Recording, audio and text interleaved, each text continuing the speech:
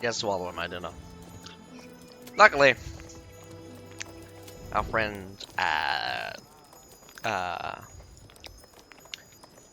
luckily, we were allowed to come in as another spectator for the battle between DPM and NAVI. Anyway, let's start off with a proper introduction. Hello, my name's Kennedy. Sorry. That's actually my real name, but anyway. Hello. I'm Azukai. I'm bringing to you the DNK, otherwise Dawn of the New King tournament. It's Korean tournament, that's why I got the time frame mixed up. UTC plus 9, strangely enough. So, interestingly enough, we are on the second day, and it does look like we're kind of in a round-robin style phase where each team will face off against each other. I'm not sure what is the next I don't know what the next phase of this is, but does look like to be another day for tomorrow, where they'll all fight off, well, a whole bunch of other matches. I suspect that this will probably go on for every weekend for a while, considering that each team will probably need to battle 7 times, but, well, it would be like 7 times 3 battles a day.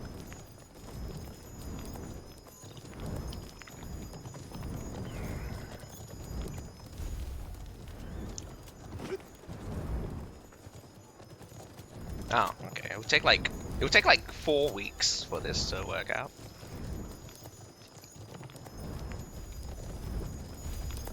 But yeah. Obviously we're using the HLL maps, so the one thing that the HLL maps you have to know about, is that it kind of has mostly the same rules as CBL maps, but there is one caveat. The number of artilleries that defenders and attackers can use is increased, so attackers can use up to 3 artilleries, while defenders can use up to 2. My understanding of the HLL. They still have, if I'm correct, a restriction on 2 respawns, so you're going to die 3 times. So you have to be careful about that. The CBL also had similar rules. Infinite respawns is not a thing. You'll need to stay alive. So teams that lose heroes constantly are going to end up short by the final battle. Taking a look at the roster here. From Navi, I only remember Loki and Green Gun. Mindset and Loki seem to be unfamiliar to me. Oh wait, no, sorry. Mindset and Mango here is unfamiliar to me. We saw both of these teams. I think Green Gun's been actually in multiple teams. Loki is probably also been in multiple teams as well. But I only remember seeing the formation of DPM during the last HLL.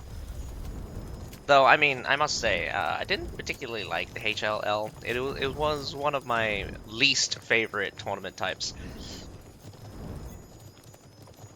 It's fairly interesting how, well, here on Linhui Fortress, I suspect that Linhui Fortress is chosen as a stopgap, mostly to just be like, oh no, one of the teams doesn't have enough players, so they chose Linhui Fortress in order to try to pick up a point, I guess. No, I don't think that's, I do think that, like, player numbers will always be a more difficult thing to do, to gather in Conqueror's Blade.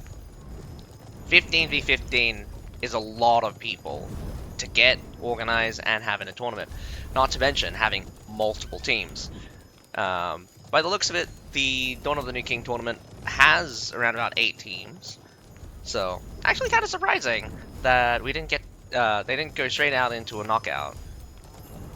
They're kind of doing it slow, trying to get a couple of battles for everyone, just a little, stretch it out a bit, so that people can not only gain more experience, but also put the pressure on them somehow, because I'm assuming that out of this, they're going to cut the teams in half, so there's only going to be 4 people. My guess is that the top four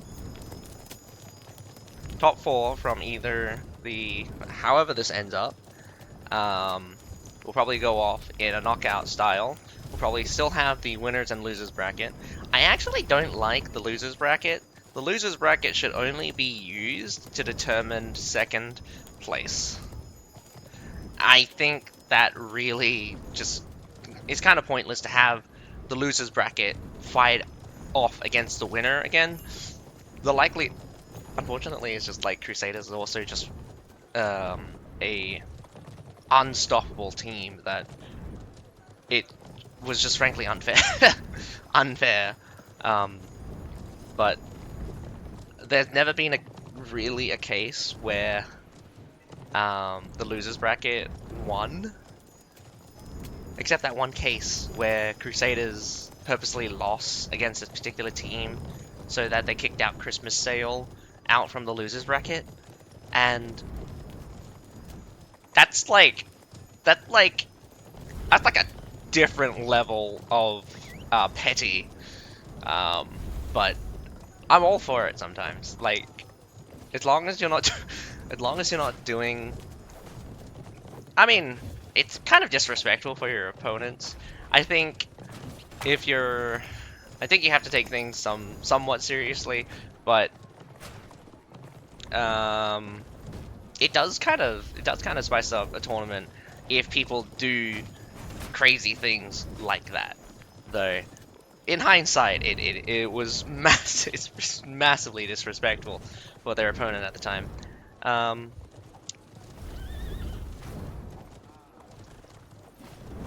So, coming up, we're gonna go in about 2 minutes, I think. We're gonna start in 2 minutes. We have DPM versus NAVI on Linui Fortress. NAVI's gonna be defending first, and if DPM did choose to attack Linui Fortress,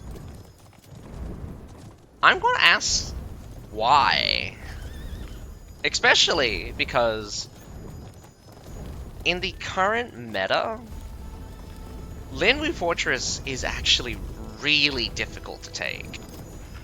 You have several choke points, which can easily stop the attackers dead in its track, have the defenders completely collapse in any attackers pushing through, and again, it's just like, if the defenders can control themselves, if they can bait in the attackers, it's just going to be easy picking. Take a fight 2-1 every single time. You're gonna have to, it's gonna have to be really interesting how DPM tries to even the playing field here. Whether or not they have a strategy to move forward, whether or not they have ways to push the defenders into position of their choosing. Because I think the defenders is going to weather the storm. These trebs on Linui Fortress is not many, it's only 4, and they're kind of prone to missing. Very rare I've actually seen a treb work out in Linui Fortress. But anyway, right now we're going to take a minute to look at units. I will keep my webcam off for the duration of the match. I think people will enjoy that more than looking at my face. But nevertheless, we do have cavalry being chosen here. Linui Fortress has been notoriously bad for cavalry, but it can come in handy when it comes to that mid game. I think it will backfire if the attackers use too much cavalry. Defenders definitely have the advantage if they want to use cavalry, forcing the attackers onto the ground, fight onto the ground, before they even reach the base point or the wall. It's probably a good strategy. Tons of Wu Wei merchant guards, and we only have a couple of shields coming out. Palace guards, interesting pick. Though Palace guards for for the Navi side are not mastered for some reason. Or maybe it is, it's just a visual bug. Hello, Varnus. Thank you for catching the DNK with me. I do think it's been a really long time since I've hosted a tournament or been commentary for a tournament. But yeah. Alrighty, let's see if this works. Yes, it does. So, massive startup here on, let's say, the right-hand side. Secondary doors, I've got to smash right through it. They do have the Zwanzia heavy cavalry out on the floor. Charging right through. Burning, are we? Though Mansion Guard straight up. Very surprising they didn't use that choke. Could use that corner very easily. Imperial Pike Guard shoots their load. Doesn't look like they're going to break through those shields. Does look like it is to cover their retreat. Not the greatest right now. Does look like the cavalry has been somewhat useless in this scenario, but a pickup for the defending team does mean that they're in a better position. Very small unit numbers with only 10 people out on the field. We do only have 700 versus 700 with 1 unit down, so probably loss of around about 30 units in this case. Now, if I remember buttons, change it. How do I scroll? Man, scrolling is not the greatest. Not sticky key. There is a way to scroll this. Whoa! Looks like... Oh, no, never mind. Nope, that was just one of the observers. I thought it was going to be one of the players. Taking the inside for DPM is actually kind of wise. There's better positions to get mortars off, and definitely I think the attackers will definitely have the advantage with mortars, having got to throw about quite a few. Though I think they accidentally placed them too far away. Good usage of the terrain as well, going down onto the lower level of the wall. These front section walls are actually super safe from their current mortar positions. Mortars are too far away to really impact them, though. I'm thinking they're trying to pick off as much as possible. It would be unwise for this Wu-Wei Mansion Guard to push up onto this supply point alone, though it does. Whoa! It does get the defenders to move. I think they're trying to check the attackers.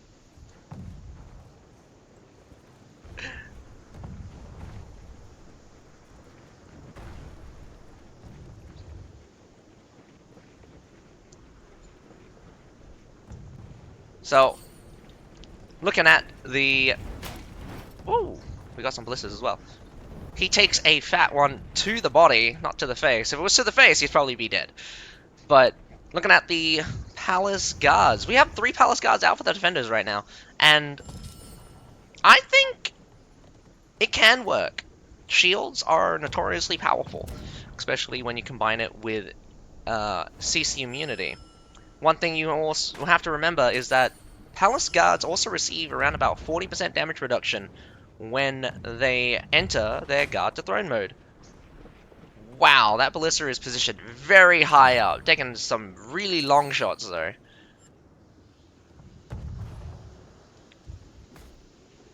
I'm not sure why they still have the Zwanzia cavalry out on the field. We are ticking down to 6 minutes now. We've got 6 minutes to go. I think it starts off at 10 minutes. But yeah, as I was saying, because the Palace Guards do not have, by the looks of it, the elite skins, that means they're not neither top line nor bottom line entirely. My guess is that they are a mixed line where you grab the +1 and you grab the shield formation. Shield formation concentrates the unit very, very densely. Trebs smacks that artillery. The other two will miss, actually. I didn't even see that fourth one. Must have hit something else. Plenty of artillery available for the attackers. Let's just take a quick look. We got a somewhat even exchange. Roughly around about 10 models being killed for either side. Another Treb. This one will probably be much sweeter. Or there is only 3 Trebs on this map. Ah, man, that's gotta suck. Cause that hit nothing. Is it 3 Trebs? Wow, okay. 3 Trebs only. Or am I seeing that wrong? Anyway, back to the front line. Good usage of the musket. I do think the muskets here will keep the attackers away because no one likes getting shot in the face with a good old grenade firebomb.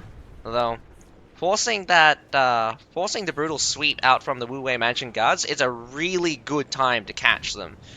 Mostly because they'll still have to wait around about 6 seconds before they can launch the next one. Though, if they're smart, they would just use the one in order to scare off the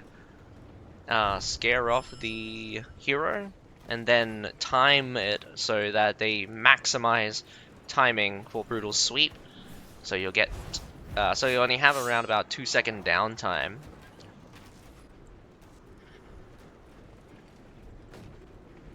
But plenty of Wu Wei Mansion guards did finally switch out that Zhuangzi heavy cavalry. Going up this stairs, Palace guards go straight off in. He actually ignores that front, goes in straight up behind them. Was that a smart move? Actually, I think it would be yes. Ignoring the Palace guards to go straight into the backside did cause them to win in the end. Massive pile of Wu Wei Mansion guards just winning out in attrition as well. The Flames are definitely not doing very much, as the Wu Wei Mansion guards have that CC immunity, but as they clock out, whoa, where do these guys come from? Looks like they're coming up from behind. In fact, the Wu Wei Mansion guards mostly get cancelled at the very end here, and it does look like the Palace guards are the ones that are carrying the day, though I'm not sure if the Palace guards came in early or late. We have a prefecture pikeman coming in. Very unfortunate. They can't do much to shields.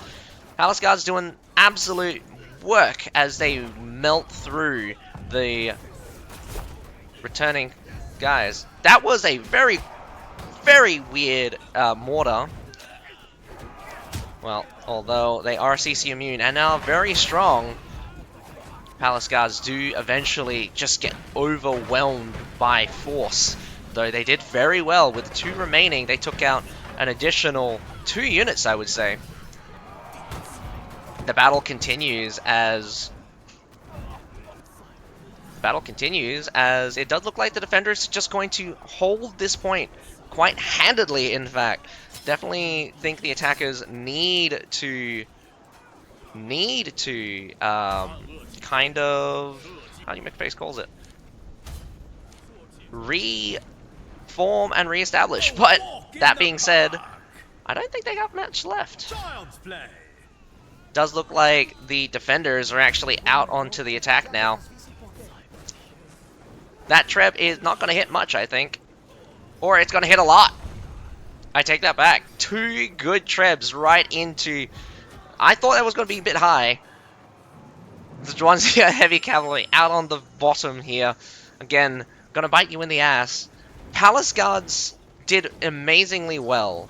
And we still got some Palace guards out for the defenders as well. I think it's going to be a difficult ask for the attackers to kind of reverse the situation. They've got less than a minute to go. Got lots of Palace guard, lots of halberdiers, sorry, not Palace guards.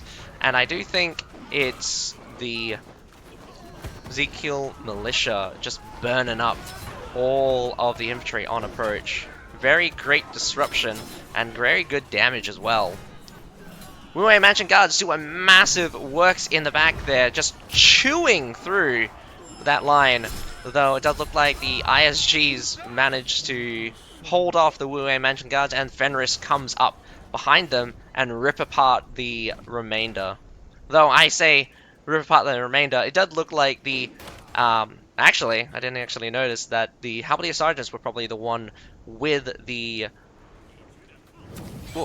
with the ISGs to form that formation in order to get uh, in order to stop the Wu Wei Mansion Guards and then return, then deliver the decisive damage.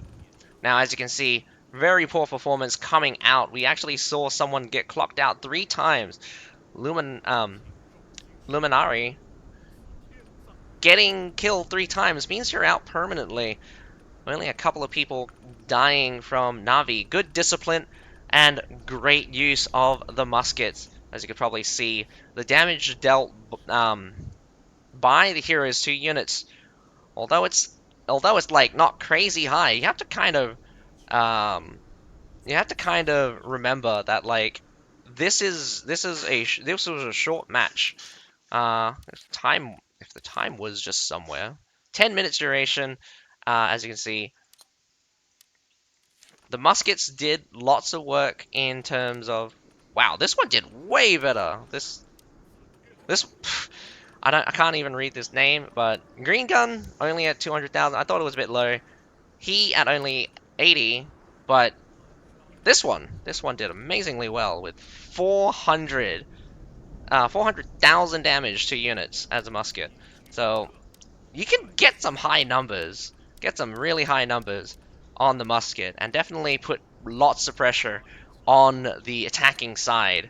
When you're defenders and you got them choke points, a musket can be your absolute nemesis in this scenario. Caltrops makes it almost impossible to push through in a timely manner. The Black Powder Bomb can basically stop a push from safety, and of course, it's ranged, so you can't put pressure on the musket. That being said, we are going to move on to the next battle, Linwu Fortress. This time we're going to have NAVI attacking. I do think NAVI is probably the stronger of the 2 teams after that performance, but don't count them out just yet. I do think we got to give DPM a chance to redeem themselves in the upcoming match.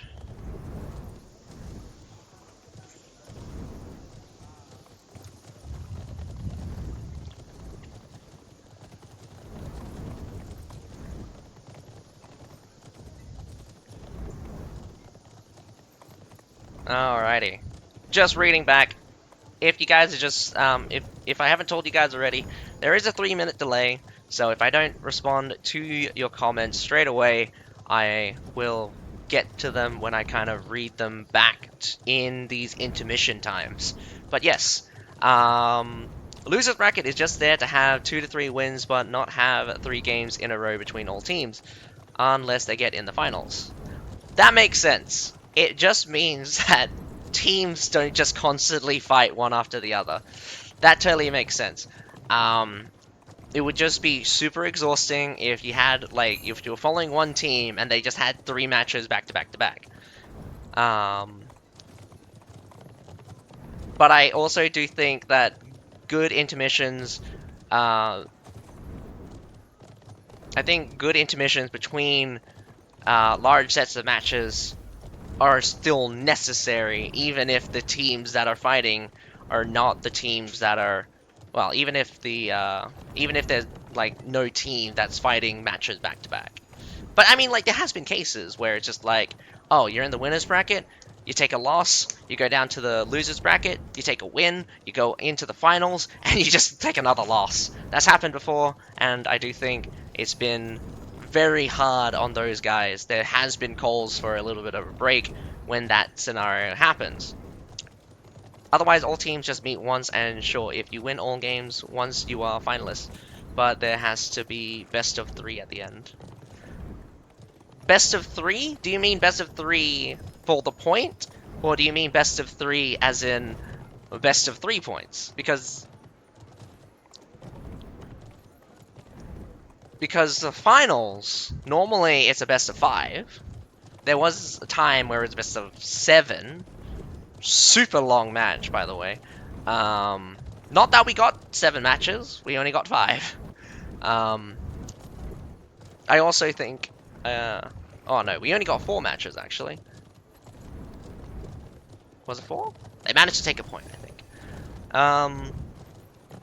But yeah, best of 3s are normally really good because each side get a chance of attacking and a chance of defending. If it's on the same map as well, doubly so. A field battle, in my opinion, is a much more even playing field for both sides. Neither sides have a big advantage over the other, because some teams can be set up for defense, some teams can be great at attacking. But on a field battle, it's a whole different beast. Not to mention, first time like people were playing CBL, field battles were absolutely hectic. People were super aggressive, people didn't know where to go, and people were like running around the map, running into dead ends or running into situations where it's just like, oh, this is really, really bad. Now, we do have Grassland Assault. No, Grassland, sorry, not Grassland Assault. Grassland is really great. I do prefer the Wuquin Mountains, mostly because it also is point cap. It's also tickets. I don't know what to call it officially, but like it uses a ticket system, so you get less. So you get less of the how to say.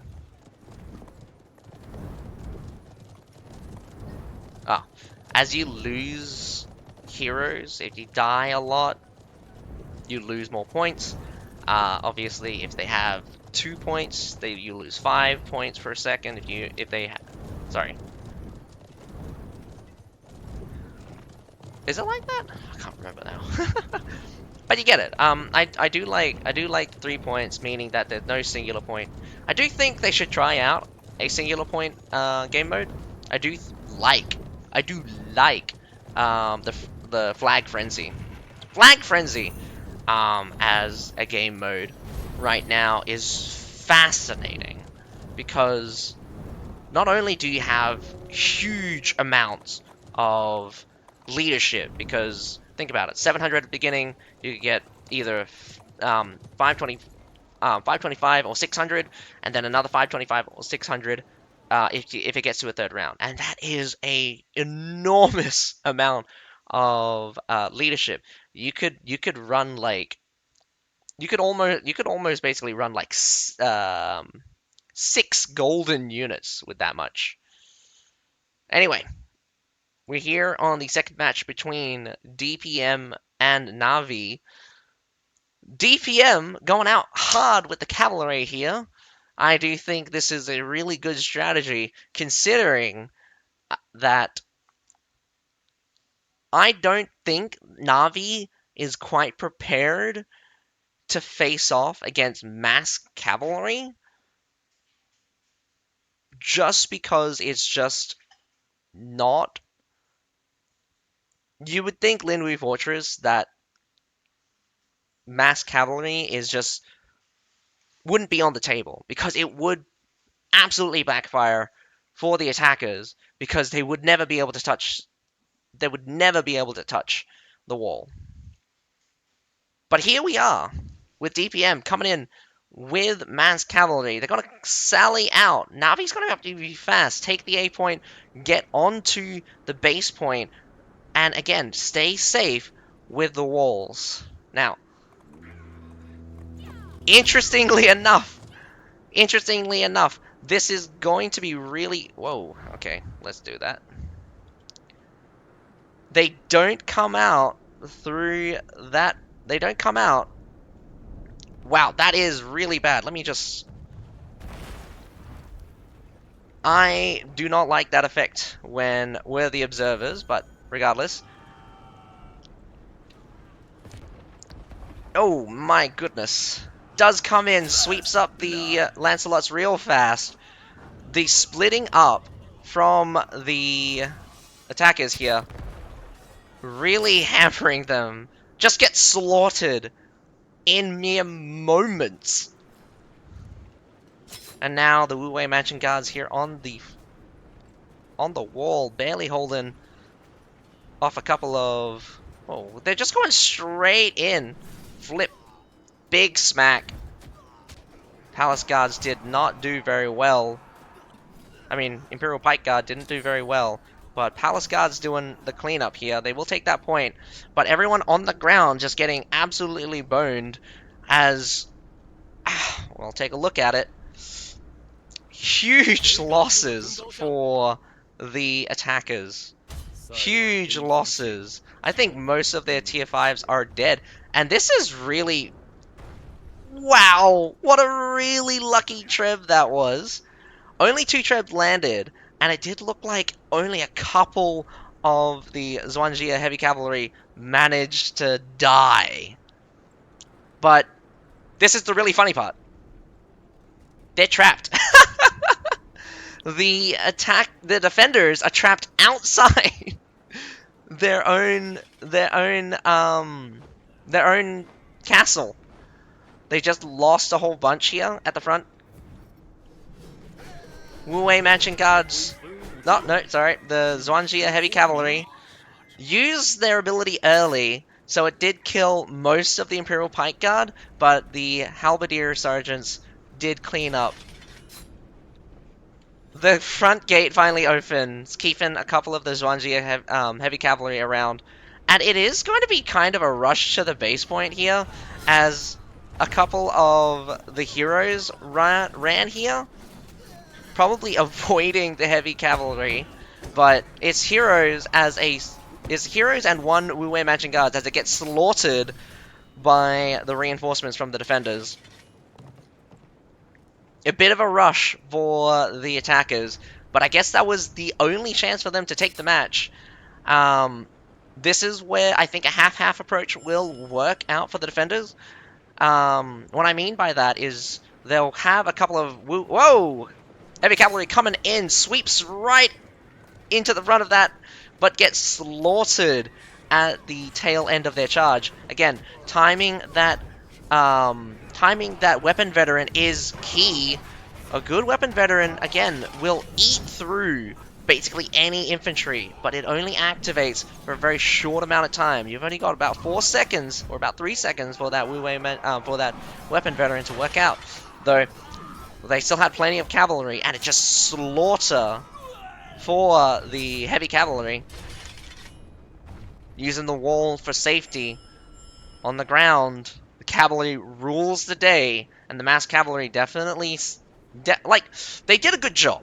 They did a good job trying their best to... Wow, this is going to backfire for the attackers. They trebbed that, thinking... I mean... I'm so weirded out. Is there 4 trebs? There is 4. Did they destroy one of them? That's so weird.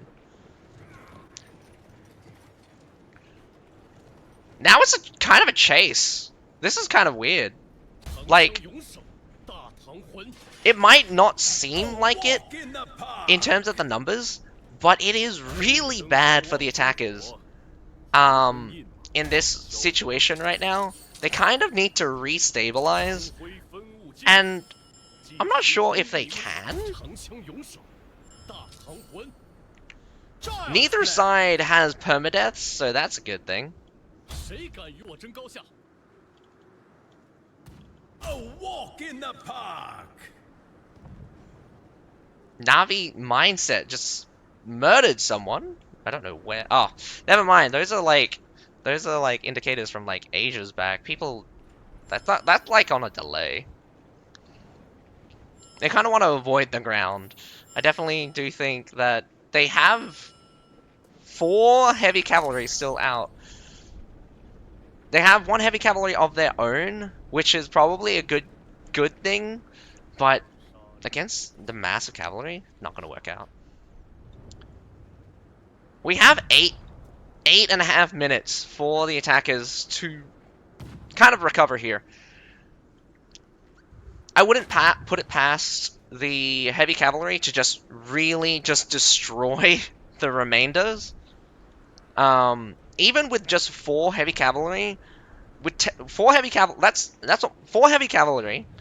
Even if the entire team was made up of like halberdiers, like this is the difficult thing to say, but halberdier sergeants, frankly, don't stand a chance against the heavy cavalry. If you activate Weapon Veteran when you are just touching the pike line, you'll kill the whole pike line. A lot of times, Navi set their halberdiers at the very tail end. At the very tail end, where they would maximize the vulnerability of the cavalry. But the unfortunate thing, that comes with the sacrifice of a lot of their forward infantry. So we did see a lot of rear and front attacks just wipe those sections out. But the center holding is a good thing, but they lost out in the end because with the defenders being super aggressive, they had their own infantry come in and sweep them up. So even if you can hold the onslaught against the heavy cavalry, you lose too much in the end, surviving with barely anything. Now, this is really good. Rush straight on to save points. Now, this is going to be really bad for the defenders. You have all this heavy cavalry, but you can't use it. Now, they have to play their cards right and try to... They have to play their cards right. Try to avoid areas where cavalry can get and try to finish off the heroes and infantry as best they can. Now, this is a very close mortar, but I think it's been successful so far. Unfortunately, they didn't activate their cavalry. I think the defenders are just outmatched here on the point. As you can see, overwhelming force wins the day. We got Halberdier Sergeant set up. The Palace Guards definitely in position. Now, not making use of your cavalry when you could has has really shown that they've missed their opportunity to take the win here. They needed to hold off the enemy away from the base point, but they were too complacent. They had the advantage on the ground, but they've lost it entirely now that they're on the base point. Without that cavalry being able to get in, that's 4 heavy cavalry that are unable to touch this base point. And that is, ooh, strangely enough, oh, there we go. And that is the ending for the second battle between Navi and DPM. And this is just because DPM screwed up at the end. At the tail end. They absolutely needed, to fight on the ground where cavalry was king. Unable to use that 4 cavalry, they should have forced a fight at that supply point. Should have kept both supply point on lockdown. They wanted to make Navi slow. They wanted to make sure Navi didn't split up. So they needed to maximize usage of artillery, and they needed to maximize usage of space. Unfortunately, they didn't. Falling back to the corner, to the safest point, but puts them at a literal disadvantage because of the style that they set up for. Massive mass cavalry to win the day. Unfortunately, Navi did very well in kind of countering the heavy cavalry, making sure that they did pick some up, making sure that they had large reserves of infantry still, but it's also just really terrible that DPM just didn't fight as hard as they could at the very end, because they picked up half a team at the beginning. They come around, pick up a whole team, lose a bit. You just needed to win one more time, and it could have been a stalemate. Could have been a complete stalemate where hero versus hero, and where the best hero could win. But you faltered at the end, not utilizing that heavy cavalry to the maximum amount, and underutilizing the space that you gained from pushing out Navi from the ground. Nevertheless, I do think that a sally out strategy could work if they could shore up their kind of um, kind of contingencies, because the sally out did look funny when the attackers shut the gates on the defenders, and the defenders were struggling to get back in. Alrighty. Let's go read a couple of things. Doesn't look like there's going to be any matches. Any more matches? There were only 3 matches anyway for today, but... Varnus, you said, I am bad at this. What I'm saying is that all teams has to lose twice to lose. So if you lose once and get to the finals, you have to beat the finalists twice. Because they didn't lose once, while you lost once. So if you lose again, you are out.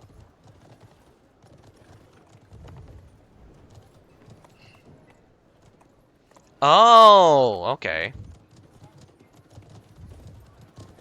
So that's what you mean. So it's like a best of 3, meaning that a set of 3, instead of 3 matches.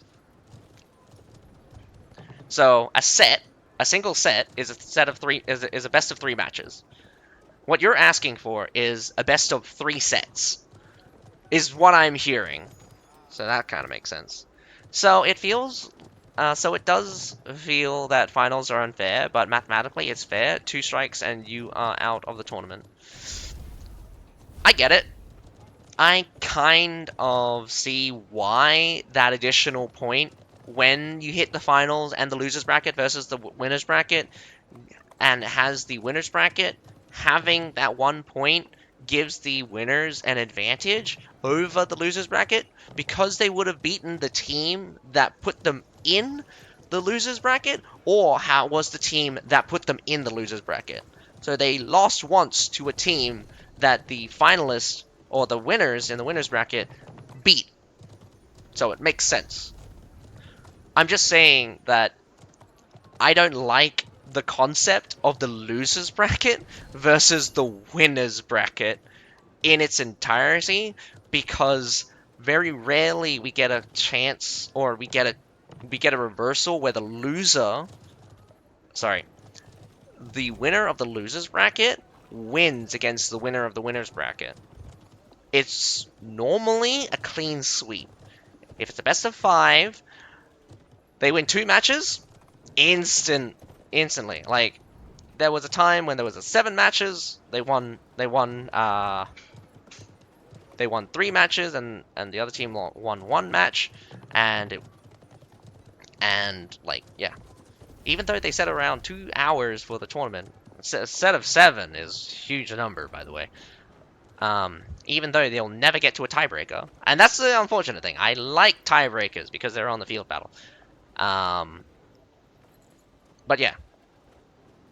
I think the losers division should only be used to decide second place. Because you have teams that didn't really fight each other, or you have, again, opportunities for teams to score higher if they get knocked out by the strongest team in the winners bracket. So that's a good thing. I don't like the winners and the losers bracket fighting.